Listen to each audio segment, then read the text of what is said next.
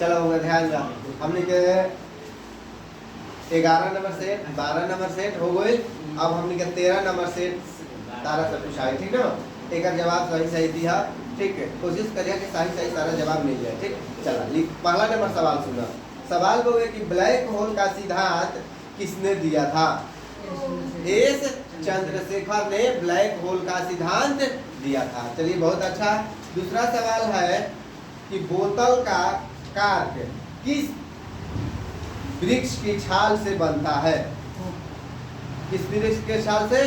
Coke, याद रखना है कोक। बहुत अच्छा।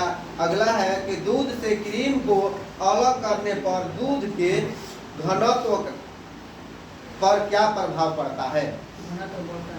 दूध से क्रीम अलग कर दीजिएगा तो दूध के घनत्व का जो होता है वो क्या होता है? बढ़ जाता है। कोई दिक्कत नहीं है। चलिए अगला सवाल है कि जंग लगने पर लोहे के भार में क्या परिवर्तन होता है?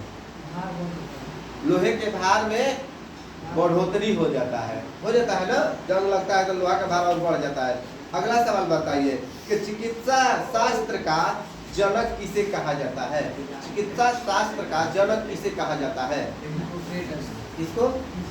हिप्पोक्रेटस। बहुत अच्छा। अगला सवाल तुम्हारा से बहु है कि मनुष्य के शरीर में कितना प्रतिशत जल पाया जाता है?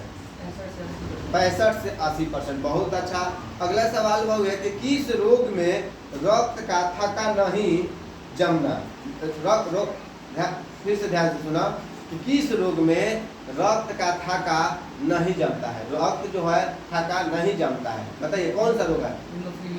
हीमोफीलिया जो रोग होता है उसमें रक्त थक्का नहीं बनता है। अगर कहीं पर आपका कट गया तो रक्त गिरते रहेगा, जल्दी बंद नहीं हो पाता है, ठीक है।